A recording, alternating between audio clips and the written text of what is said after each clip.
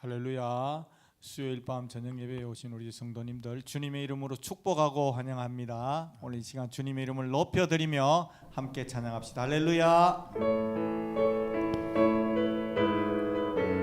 우리 함께 찬양합시다. 감사하신 하나님,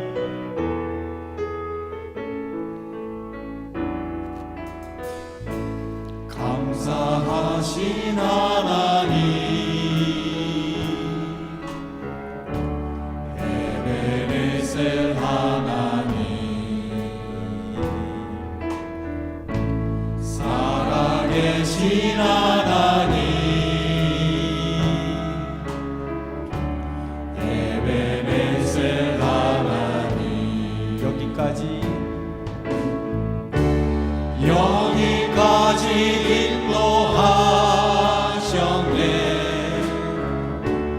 감사하신 하나님,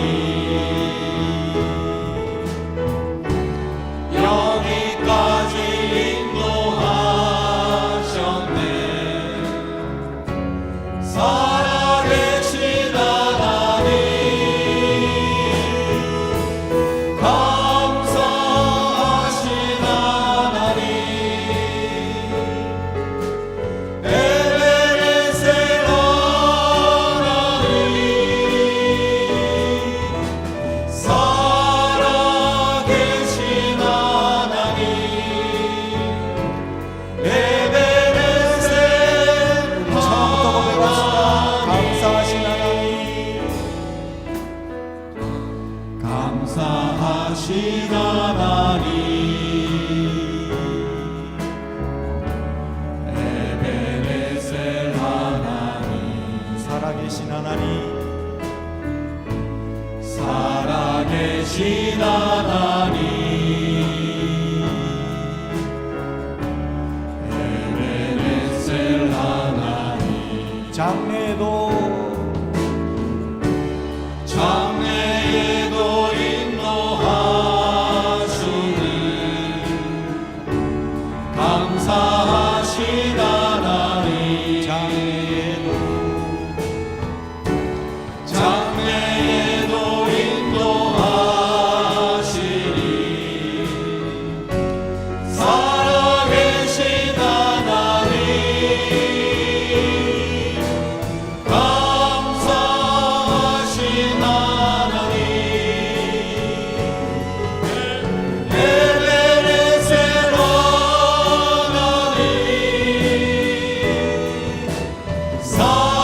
살아계신 하나님,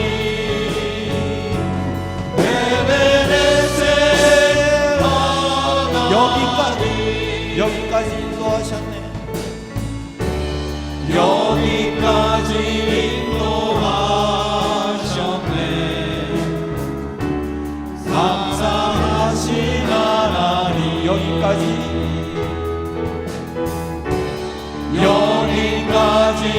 인도하셨네. 살아계신 하나님, 감사하신 하나님, 에베네셀 하나님, 살아계신 하나님,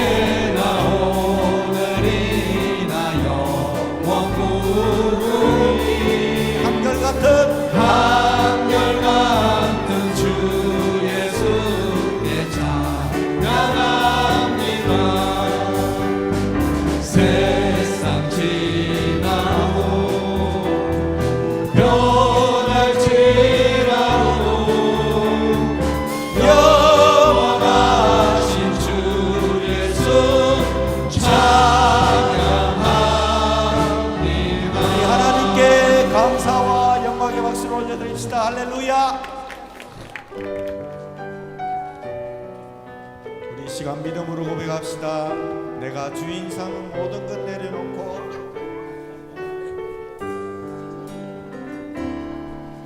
내가 주인 삼은 모든 것 내려놓고 내 주 대신 주 앞에 나가 내가 사랑했던 모든 것 내려놓고 주님만 사랑해. 내가 주인 삼은 모든 것 내려놓고 내 주 대신 주 앞에 나가 내가 사랑했던 모든 것 내려놓고 주님만 사랑해. 주 사랑 거친 풍랑에도 깊은 바다처럼 나를 잠잠케 해. 주 사랑 내 영혼의 반성 그 사랑 위에 처음부터 고백합시다. 내가 주인 삼은 모든 것 내려놓고 내 주 대신 주 앞에 나가 내가 사랑했던 모든 것 내려놓고 주님만 사랑해. 주 사랑 거친 풍랑에도 깊은 바다처럼 나를 잠잠케 해. 주 사랑 내 영혼의 반성 그 사랑 위에 다시 한번 주 사랑 거친 풍랑에도 깊은 바다처럼 나를 잠잠케 해. 주 사랑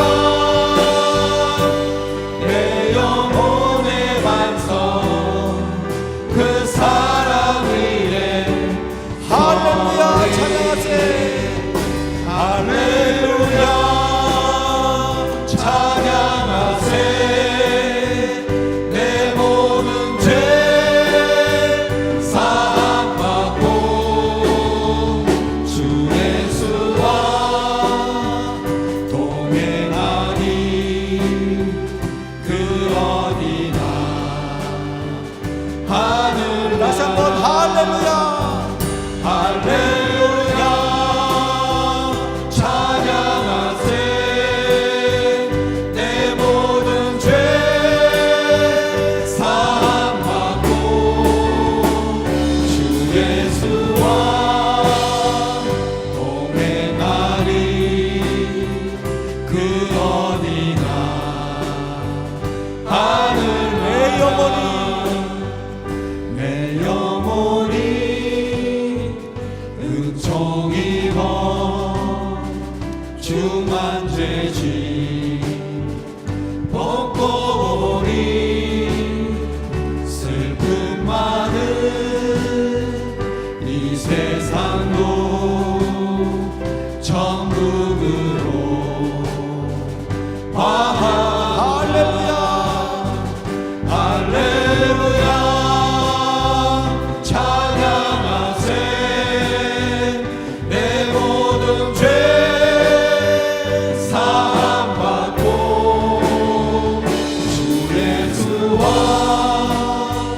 동행하니 그 어디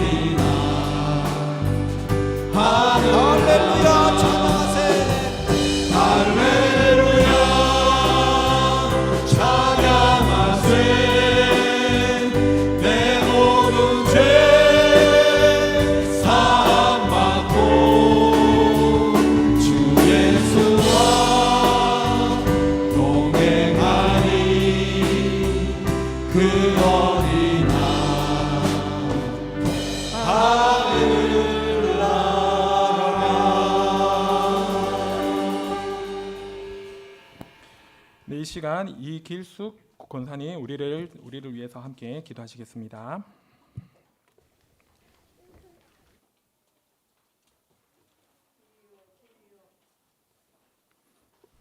길이요 진리요 생명 되신 하나님 아버지, 이 시간도 전능의 아버지께 예배자로 나아오게 하심을 감사드립니다.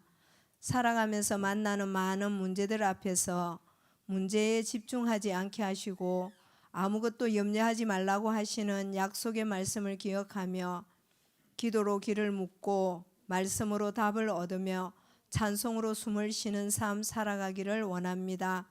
새일의 특별 새벽 기도로 우리를 깨우시고 예비하신 많은 복들을 구하고 찾고 두드리는 자에게 허락하실 하나님을 기대합니다.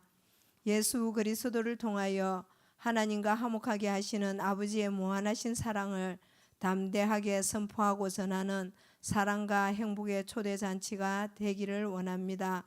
도와주시옵소서. 아버지, 내일은 수능 시험일입니다.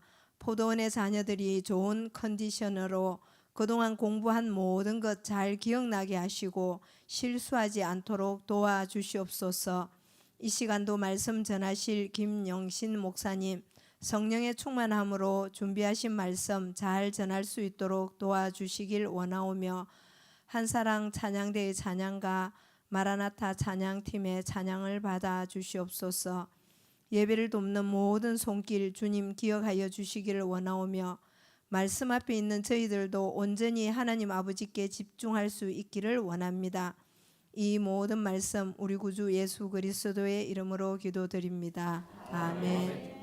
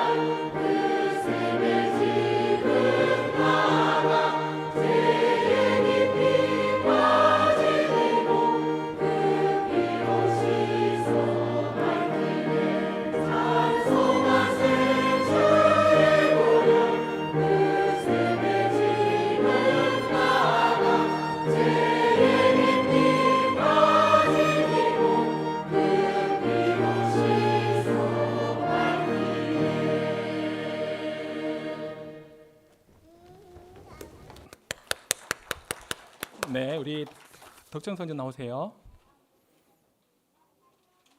네, 반갑습니다. 덕정 선전입니다. 네, 우리 화명 성전 우리 나오세요. 네, 반갑습니다. 우리 화명 성전입니다. 우리 드림센터 우리 나오겠습니다. 반갑습니다. 네, 드림 성전입니다. 네, 우리 함께 말씀을 봉독하도록 하겠습니다. 하나님의 말씀 요한복음 21장 15절부터 17절입니다. 우리 15절은 제가 읽고 16절은 여러분들이, 17절은 우리 다 같이 봉독하도록 하겠습니다. 15절 제가 먼저 읽겠습니다. 그들이 조반 먹은 후에 예수께서 시몬 베드로에게 이르시되 요한의 아들 시몬아 내가 이 사람들보다 나를 더 사랑하느냐 하시니 이르되 주님 그러하나이다. 내가 주님을 사랑하는 줄 주님께서 아시나이다. 이르시되 내 어린 양을 먹이라 하시고, 또 두 번째 이르시되 요한의 아들 시몬아 내가 나를 사랑하느냐 하시니 이르되 주님 그러하나이다. 내가 주님을 사랑하는 줄 주님께서 아시나이다. 이르시되 17절 세 번째 이르시되 요한의 아들 시몬아 내가 나를 사랑하느냐 하시니 주께서 세 번째 내가 나를 사랑하느냐 하심으로 베드로가 근심하여 이르되 주님 모든 것을 아시오매 내가 주님을 사랑하는 줄을 주님께서 아시나이다. 예수께서 이르시되 을 먹이라. 아멘. 할렐루야. 반갑습니다. 오늘 이 말씀을 통해서, 이 본문을 통해서 내가 나를 사랑하느냐라는 제목으로 함께 말씀을 나누고자 원합니다. 우리가 본문은 이제 15절부터 17절만 읽었지만 21장 전체를 우리가 한번 유심히 생각하면서 우리 함께 말씀을 살펴보기를 원합니다. 혹시 여러분들 가운데 내가 어떤 한순간 내가 실수로 인해서 내가 낙담하거나 누군가에게 상처를 준 경험이 있으십니까? 아, 내가 그 말 괜히 했네. 왜 했지? 혹시 이렇게 후회하고 이제 있었던 적이 있으신지 모르겠습니다. 그럴 때에 우리가 어떻게 그것을 이겨내나요? 뭐 그냥 시간이 지나면 다 해결해 주겠지라고 그냥 넘어갑니까? 아니면 지금 또 그것 때문에, 그 과거의 실수 때문에 아직도 마음의 아픔과 그런 이제 상처 가운데 살아가고 있습니까? 오늘 성경에 나오는 한 인물도요, 그가 그렇게 예수님을 잘 따라다니고 예수님의 신실한 제자로서, 수제자로서 살아갔지만 한순간에 그의 돌이킬 수 없는 실수로 인해서 예수 그리스도를 떠나가고 그의 삶이 정말 이렇게 옛 모습으로 다시 돌아가는 것을 볼 수가 있습니다. 그가 누굴까요? 시몬? 예, 그렇죠. 시몬 베드로입니다. 과연 그에게 어떤 일이 일어났을까요? 또 여러분들이 오늘 이 말씀을 통해서 정말 베드로처럼 내가 사명감도 있고 내가 낙담 가운데, 내가 마음의 아픔과 상처 가운데 살아가시는 분이 있다면 오늘 말씀을 통해서 회복되는 그런 귀한 시간이 되기를 축복합니다. 오늘 본문을 포함해서 이 요한복음 21장을 전체를, 우리가 요한복음 전체를 한번 살펴보면요, 요약하면 이 요한이 한 가지 진리를 분명히 우리에게 전하고 있습니다. 그것은 무엇입니까? 바로 예수님이 하나님의 아들이심을 믿음으로 우리는 영생을 얻는다는 것입니다. 그래서 예수님은 완전한 사람이시면서 완전한 또 신이심을, 예수님의 인성과 신성을 확정하고 있는 것이 요한복음입니다. 왜 그렇게 하고 있을까요? 그것은 바로 그 당시에 그 교회 안에 예수님의 하나님의 아들이심을 부인하는 그런 이단들이 있었기 때문이죠. 저와 여러분은 예수님이 그리스도시요 살아계신 하나님이심을 믿습니다. 아멘. 아멘. 요한도 이렇게 20장 마지막 절에 보니까요, 이것을 기록한 목적이 바로 예수님의 하나님의 아들이심을 믿게 하려 함이라라고 20장 31절에 이렇게 이 성경 전체를 결론을 짓고 있습니다.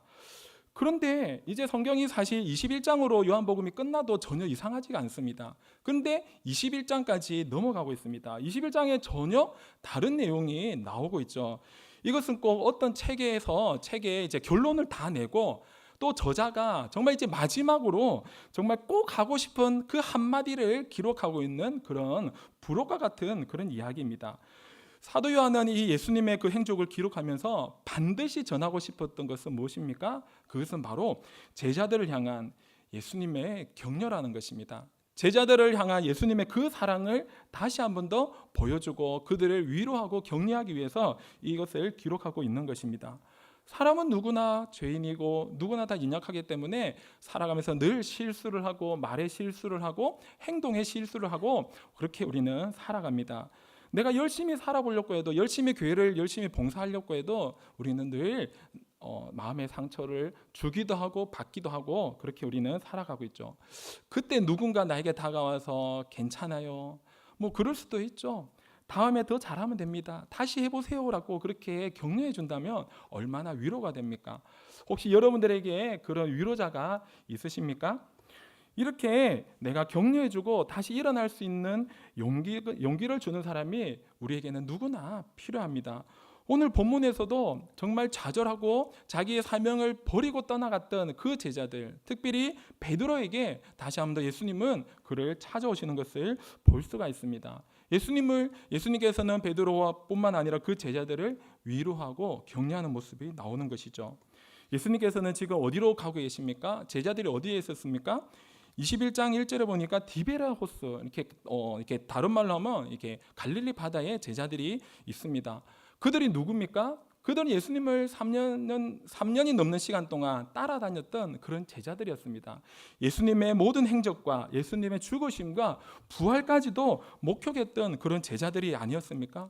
그런데 지금 그들이 어디에 있습니까? 자기들의 정체성을 잃어버리고 자기가 사도로서의 사명감을 잃어버리고 자신들은 옛 모습으로 다시 돌아가고 있는 것입니다. 그럴 때에 또 3절에 보니까 시몬 베드로가 나는 물고기 잡으러 가노라 하니 그들이 우리도 함께 가겠다고 하고 나서서라고 말씀하고 있습니다. 예수님의 수제자였던 그 베드로가 먼저 나는 다시 물고기 잡으러 가겠다. 그랬더니 다른 제자들도 우리도 그러면 같이 가자라고 얘기하고 있는 것입니다. 이것을 볼 때에 정말 우리 인간이 얼마나 나약하고 악한 존재인지 우리가 볼 수가 있습니다. 주님을 그렇게 믿는다고 고백하고 열심히 우리가 예수님을 섬긴다고 해도 우리의 옛 습관은 버리기가 쉽지 않다는 것입니다.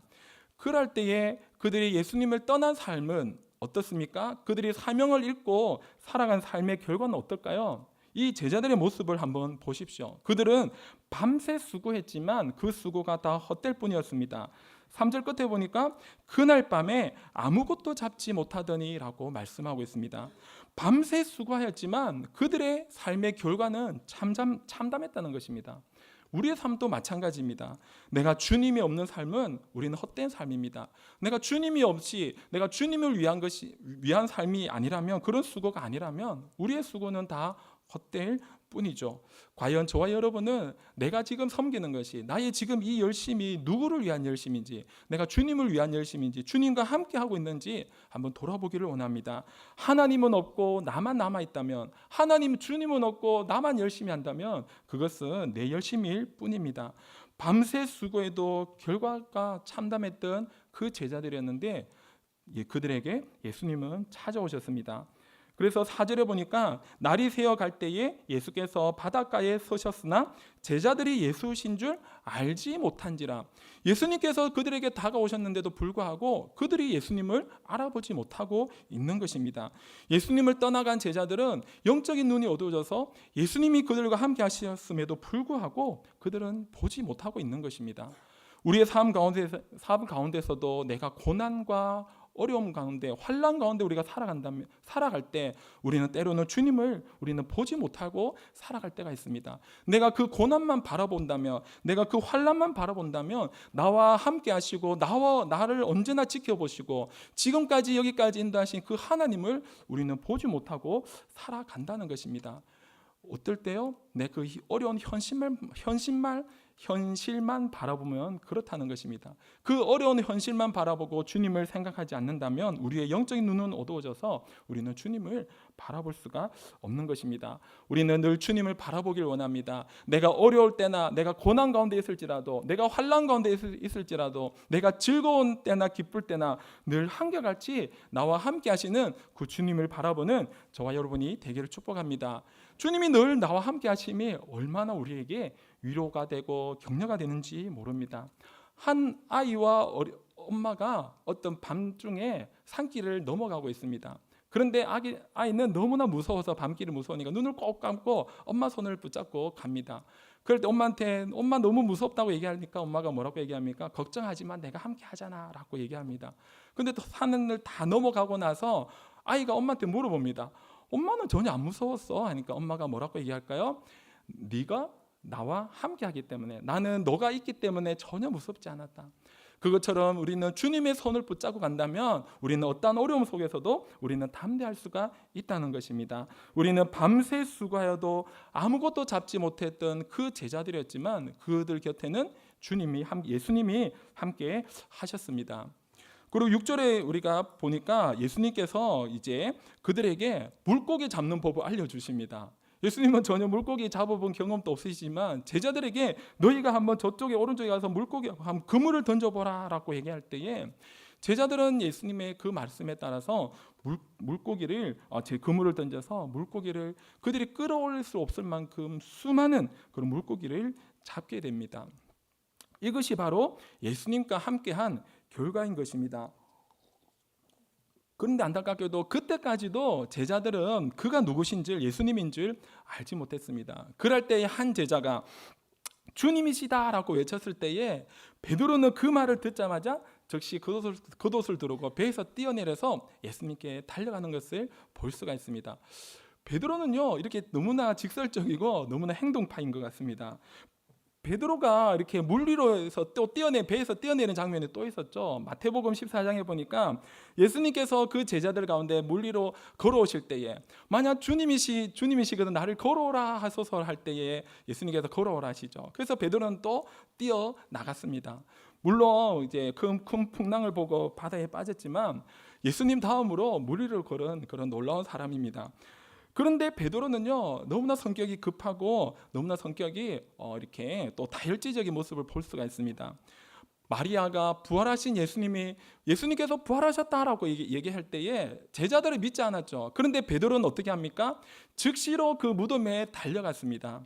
또 하나 예수님께서 그 잡히시던 날 밤에 그 베드로는 칼을 빼서 그 대제사장의 말고의 길을 잘라 버렸습니다.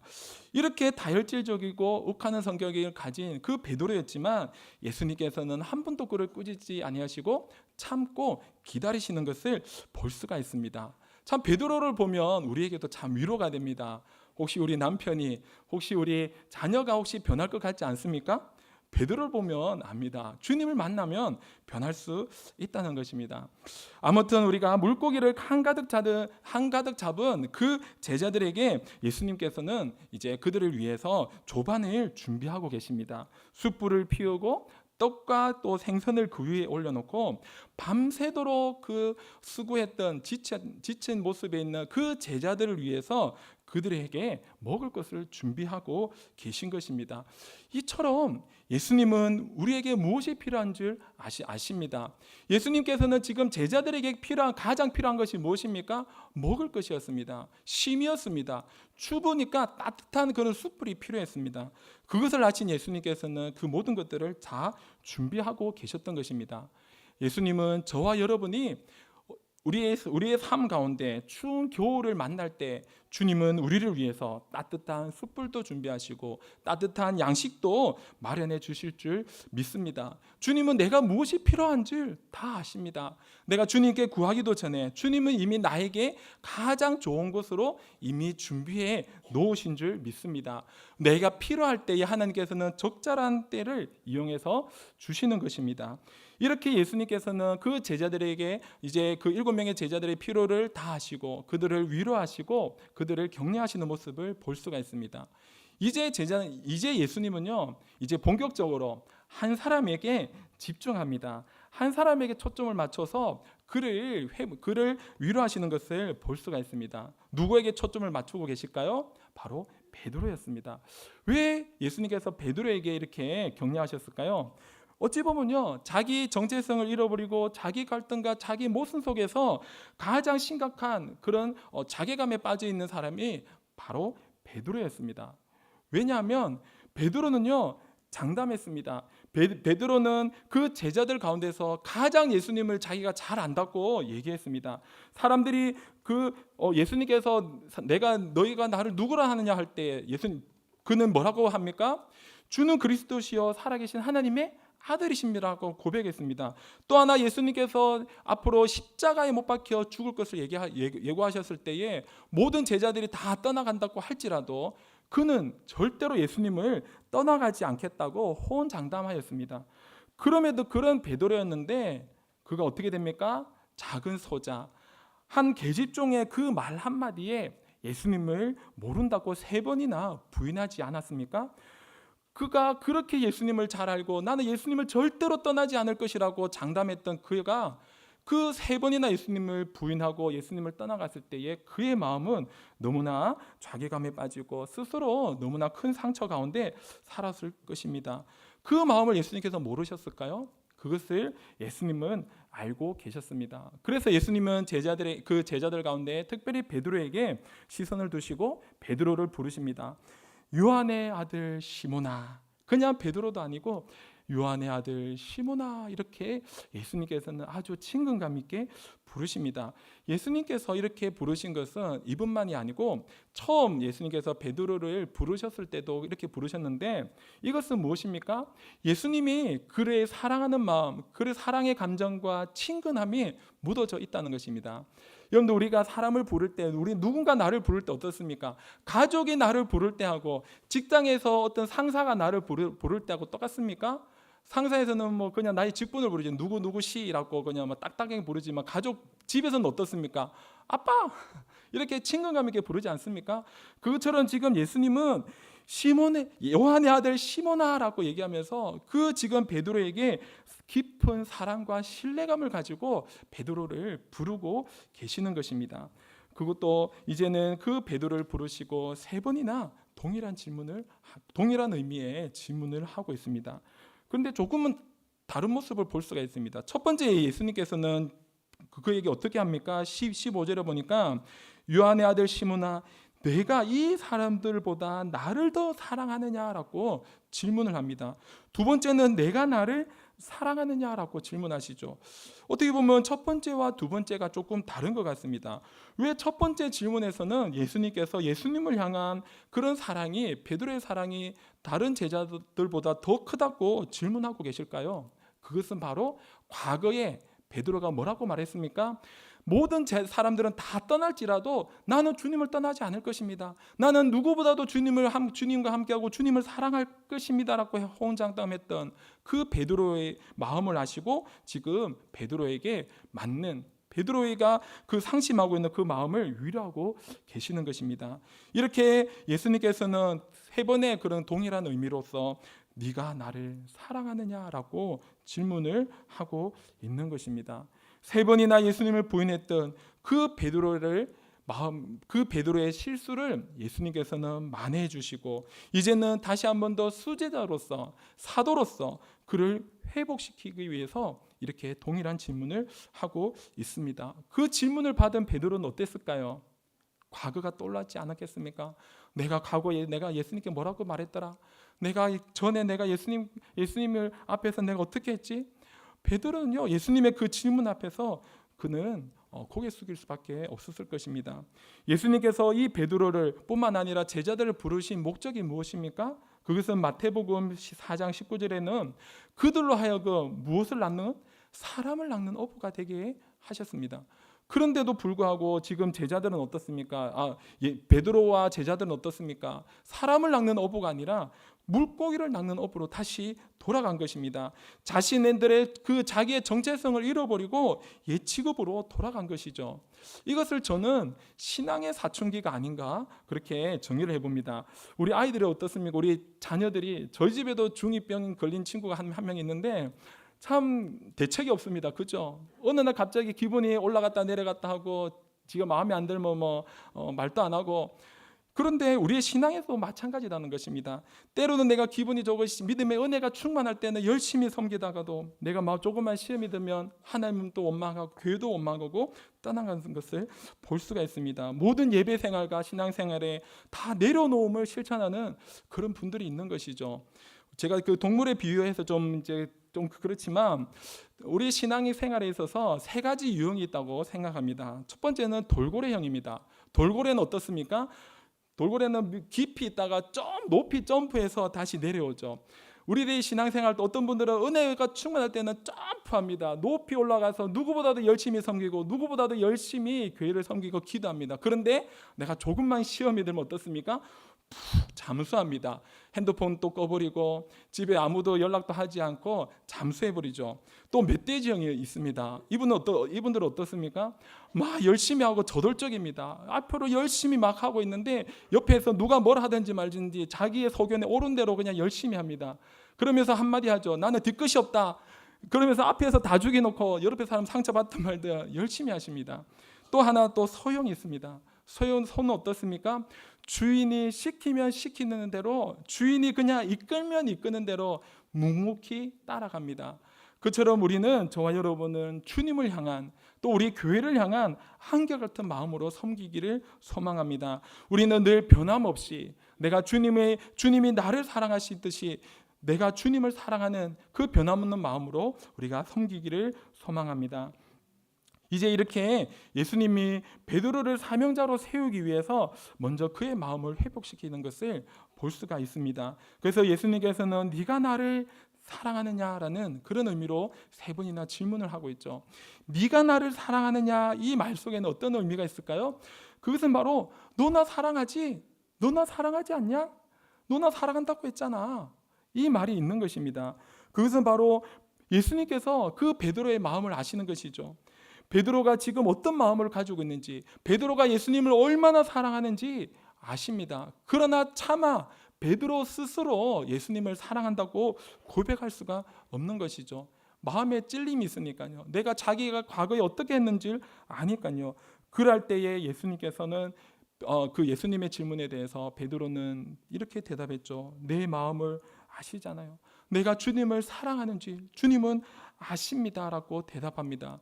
그리고 마지막에 두 번의 대답 이후에 세 번째 예수님께서 다시 한 번 더 네가 나를 사랑하느냐라고 할 때에 베드로는 어떤 마음일까요?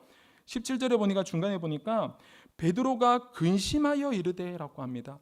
여기서 근심했다는 것은 헬라어 원어를 보면 슬퍼하다, 두려워하다라는 의미가 있습니다. 이 말은 무엇입니까? 베드로가 예수님께서 세 번째 질문하니까 두려운 것입니다. 또 슬펐던 것입니다. 과거에 자신의 그런 잘못함과 자신의 그런 죄악들이 다시 한번 더 깨달아지면서 스스로 고개를 숙일 수밖에 없는 것입니다. 세 번의 질문을 통해서 드디어 베드로는 낮아지고 겸손의 모습을 보이고 있는 것입니다. 그리고 이제는 마음이 회복되었습니다. 내가 주님을 사랑하는 마음, 주님이 정말 주님이 나를 여전히 사랑하시는구나 하는 그 마음의 회복이 일어난 것입니다. 이것을 볼 때 우리가 알 수 있는 것은 진정한 사랑의 고백은 무엇입니까? 겸손이 있고 우리의 자신의 부족함을 또 자신의 낮아짐으로 우리는 서로 고백해야 한다는 것입니다.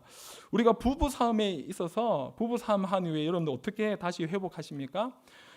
누군가 먼저 낮아져야 합니다. 누군가 먼저 내가 잘못했어요, 내가 실수했어요 라고 얘기해야 되지, 난 잘못한 거 없어, 네가 잘못했지 라고 서로 한다면 어떨까요? 그 싸움은 해결이 나지 않겠죠. 이렇게 한번 얘기해 보십시오. 여보 나 사랑해요? 여보 나 사랑해요? 두 번 해도 안 되면 마지막으로 여보 나 사랑해요.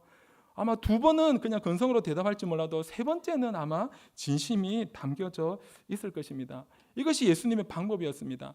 세 번의 그 질문을 통해서 베드로가 세 번이나 예수님을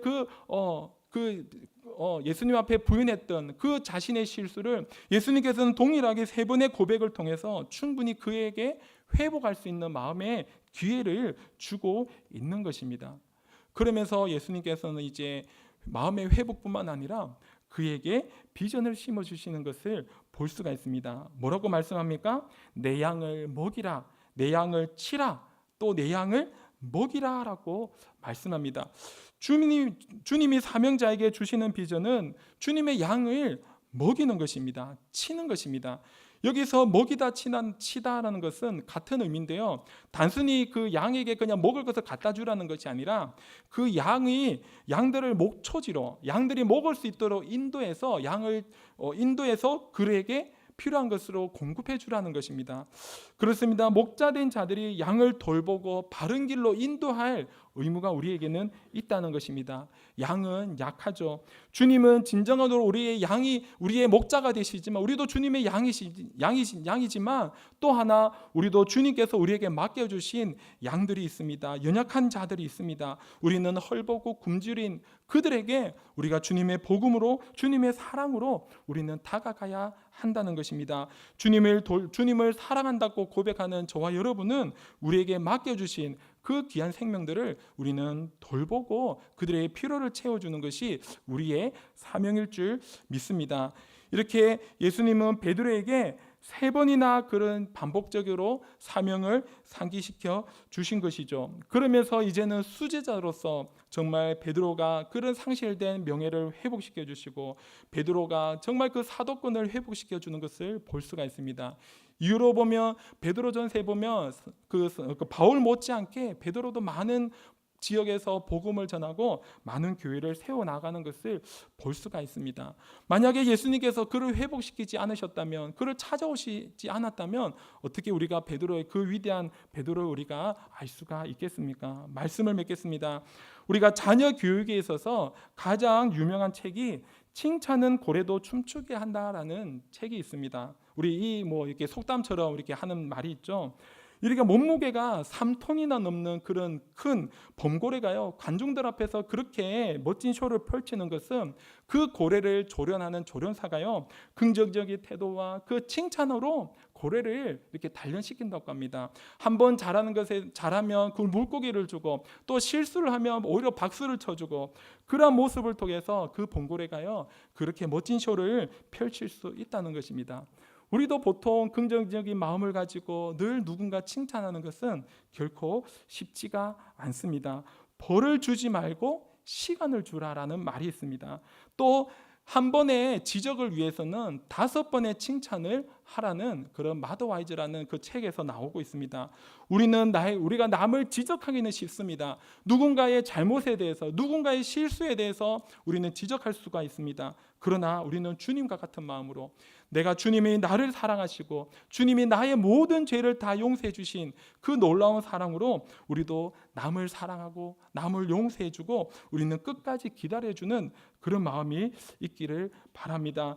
예수님을 부인하고 떠났던 그 베드로를 찾아오신 그 예수님께서 베드로를 꾸짖지 않으셨던 것처럼 오히려 그를 위로하고 격려하셨던 그 주님이 지금 저와 여러분을 격려하고 계십니다. 지금 저와 여러분을 부르고 계십니다. 너가 나를 사랑하느냐? 너가 나를 사랑하느냐? 너가 나를 사랑하느냐? 이 놀라운 질문 앞에 우리가 대답하길 원합니다. 내가 주님을 사랑합니다. 내가 주님을 사랑합니다. 내가 누구보다도 주님을 사랑한다는 그 고백이 우리는 날마다 있기를 원합니다. 그래서 우리가 정말 내가 사랑하는 이 고백 가운데 정말 주님이 늘 나와 함께 하심을 우리는 잊지 말고, 또 하나 주님은 나의 모든 필요를 아시고 나를 채워주시는 분임을 우리는 기억하길 원합니다. 또 우리는 이런 사랑의 고백을 통해서 나는 이제 더 이상 내가 과거의 그런 실수에, 과거의 그 죄에 묶인 것이 아니라 예수 그리스도의 그 피로 말미암아, 그 십자가 공로로 말미암아 우리의 모든 죄가 다 용서받았다는 이 놀라운 사실을, 이 놀라운 은혜를 우리는 날마다 감사하며 살아가는 저와 여러분이 되길 원합니다. 그래서 내가 주님을 사랑합니다. 주님, 내가 주님을 사랑합니다. 비록 나는 연약하지만, 비록 나는 실수가 많지만 나는 주님을 사랑합니다. 이렇게 고백함으로 주님이 여러분들을 위로하시고 이제는 고난과 실패의 삶이 아니라 정말 희망과 성공적인 삶을 통해서 주님이 맡겨주신 이 귀한 사명, 여러분들에게 맡겨주신 그 사명들을 잘 감당하는 저와 여러분이 되기를 주님의 이름으로 축복합니다. 아멘. 우리 찬송가 290장입니다.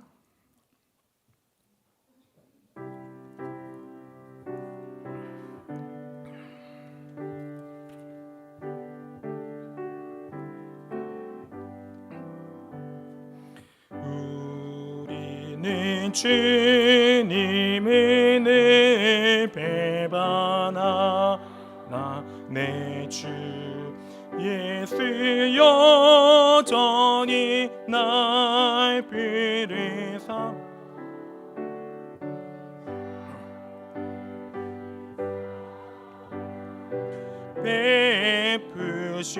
베푸시나니 내 형제여 주님을 곧 따르라. 주 너 위에 비네 주 너 위에 비네 주 너 위에 비네 항상 비시네. 주께서 풍성한 은혜를 내려 내 영혼이 나날이 복받으니 주 예수를 너희도 구주로 섬겨 곧 따르며 풍성한 복 받겠네. 주 너 위에 비네 주 너 위에 비 주 너 위에 비네 항상 비시네. 무거운 짐 지고 애타느니 주 예수께 돌아와 고시여라. 내 주 예수 너희를 돌보실 때에 참 복락과 네가 넘치겠네. 주 너 위에 비네 주 너 위에 비네 주 너 위에 비네 항상 비시네.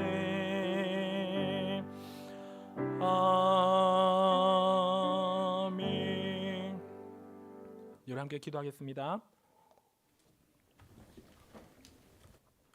주님 감사합니다. 우리의 연약함을 아시고 늘 우리를 위해서 기도하시고 우리의 선한 길로 인도하신 하나님 감사합니다. 우리의 부족함 가운데서도 늘 주님을 찬양하며 주님의 말씀 안에 주님의 그 선하신 길에 인도함을 받는 우리의 삶이 되게 하여 주시옵소서. 늘 우리가 주님을 사랑합니다. 주님을 사랑합니다. 주님을 사랑합니다라는 이 고백으로 우리가 늘 살아가게 하시고 어떠한 환난과 고난 가운데서도 늘 에베네세라 그 하나님을 바라보는 우리의 삶이 되게 하여 주시옵소서. 이 시간 우리가 하나님 앞에 또 귀한 예물을 올려드립니다. 하나님 이 귀한 예물이 하나님의 보시기에 귀하게 쓰이게 하시고 주님의 나라를 위해서 귀하게 쓰이게 하여 주시옵소서. 행여나 빈손으로 나온 분들이 있다면 그 마음까지도 아시는 주님 물질적인 축복도 내려주시고 그 가정에 더 많은 것으로 채워 주시옵소서. 내일은 또 수능 날입니다. 하나님 수능을 준비한 그 우리 학생들 고3 학생들 하나님 위로하시고 격려하시고 정말 내일 최선의 컨디션으로 최상의 시험을 칠 수 있도록 오늘 다하여 주시옵소서. 평안한 마음을 허락하시고 내가 실수하지 아니하고 하나님 차분하게 시험을 잘 치게 할 수 있도록 하나님 그래서 그 결과로 인해서 하나님께 영광 돌리는 우리 모든 수험생들이 되게 하여 주시옵소서. 우리 담임 목사님 위에 늘 성령 충만케 하시고 우리 포동교회에 정말 말씀으로 은혜가 넘치는 그런 또 교회로 인도해 나가는 우리 담임 목사님이 되게 하여 주시옵소서. 지금도 병중에 있는 우리 많은 환우들 하나님께서 그 한 사람 한 사람을 위로하시고 격려하시고 정말 그들의 몸과 마음이 하루속히 회복되게 하시고 주님께 나올 수 있도록 은혜를 다하여 주시옵소서. 이 시간 우리가 우리 예배를 마치고 우리 하나님께 기도를 드립니다. 우리의 기도를 들응답하시고 우리가 돌아가는 발걸음까지 하나님께서 함께하여 주시옵소서. 늘 우리 함께하신 주님께 감사드리며 살아계신 예수님의 이름으로 기도드립니다. 아멘. 우리 다 같이 오늘 말씀을 기억하면서 내가 주님을 사랑합니다라고 늘 고백하는 우리 삶이 되게 해달라고 우리 다 같이 주여 함께 외치고 기도하겠습니다. 주여. 하나님 감사합니다.